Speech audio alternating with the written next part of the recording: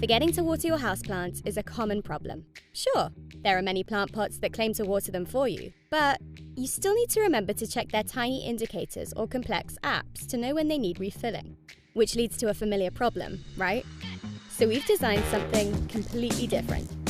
It's called the Float Planter, a plant pot that turns red when your plants need water. It's that simple.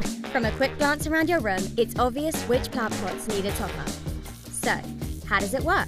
Water is stored in the reservoir, and it flows up the cotton wick to water your plant. As the water level drops, so does the float, revealing the red rim when it's time for a refill. The Float Planter keeps the soil perfectly moist for around 2 weeks and will suit most houseplants and herbs. So if you want to grow anything from microgreens in your kitchen to a jungle in your office, we've got you covered.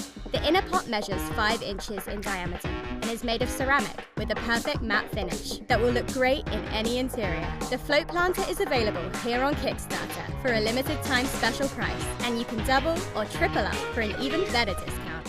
Hi Kickstarter, I'm Will and I designed the Float Planter. It's a fun but simple solution to a common problem. The factories that we've partnered with are ready and standing by, and all we need now is your support to start production. So please back us today.